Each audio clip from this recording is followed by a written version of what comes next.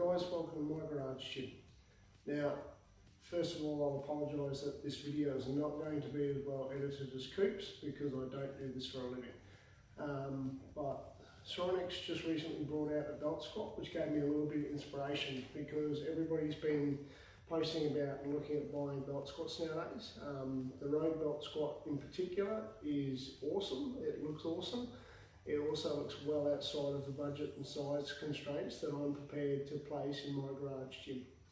But after seeing Soronix's offering, which was relatively simple and elegant, I did understand that it was pretty much just a lever arm with some posts on it. So what I'm going to go through with you today is how to make your own belt squat attachment.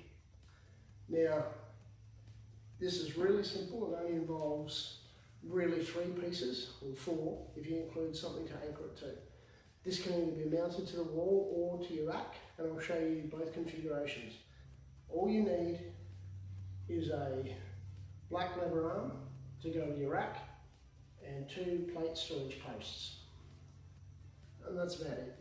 You also need something to hook your dip belt to, or your attachments for other types of exercises that you're going to do.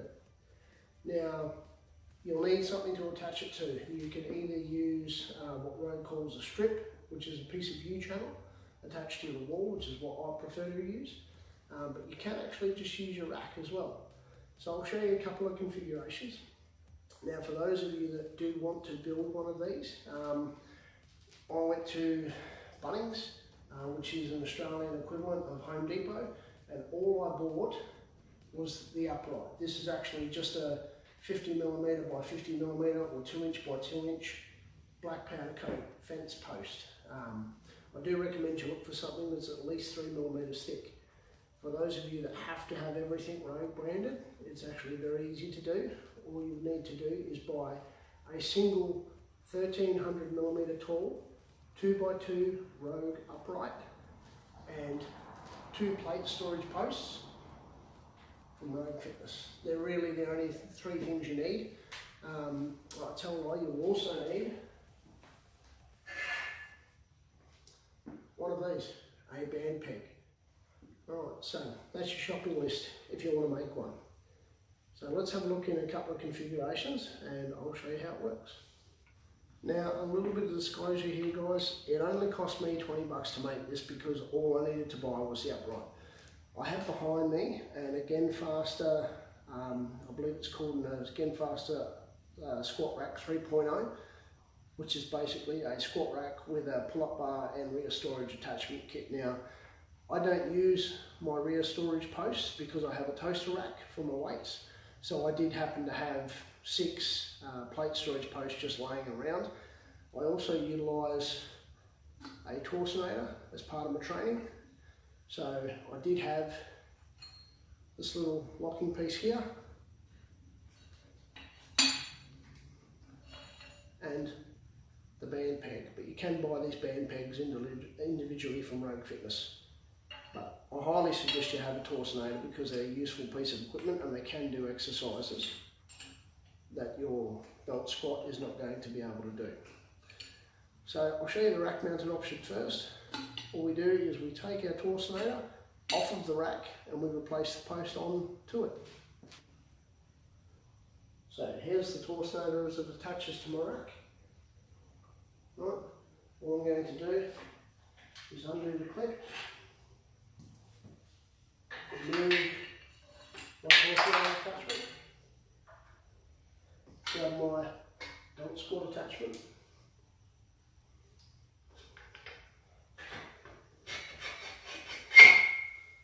and voila.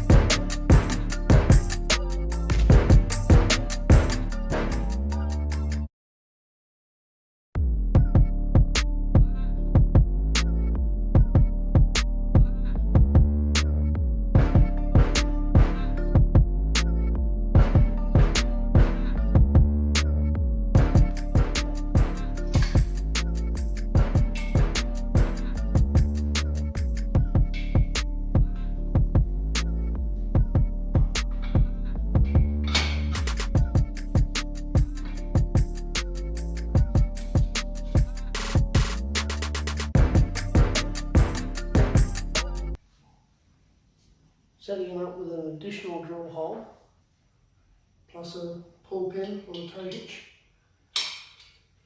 means that it can't fall down and hurt your kids.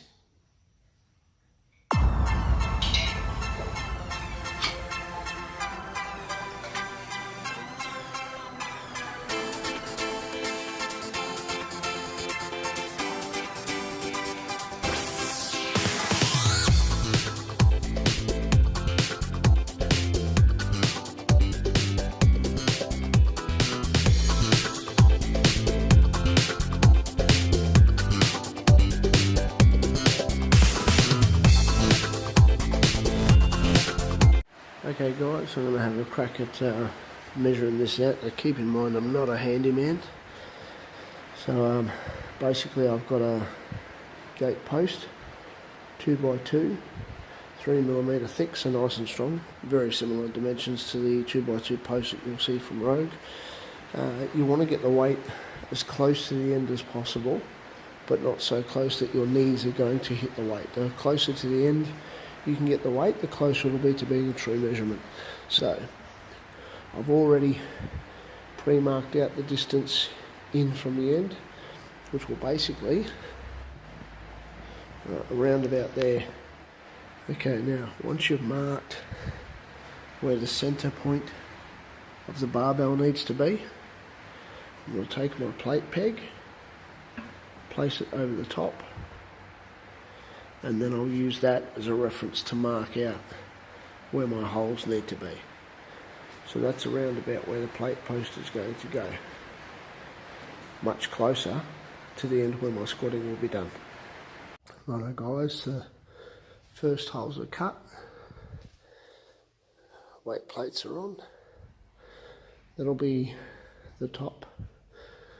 That'll be the bottom. I have 2 more holes to drill. One for the carabiner attachment and one for where the where it's going to anchor against the strip. Okay guys, so I've drilled the hole for the loading pin.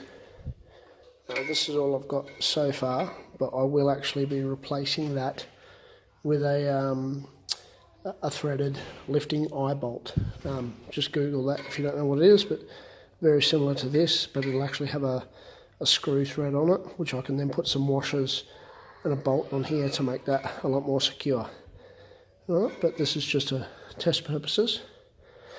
And then the last hole will be there, which I will now put into the bracket over there. So there you have it guys, that's how I made my own belt squat for about 20 bucks. I'm not suggesting that anybody else go out and do this. This is simply what I did to make a belt squat work in my gym.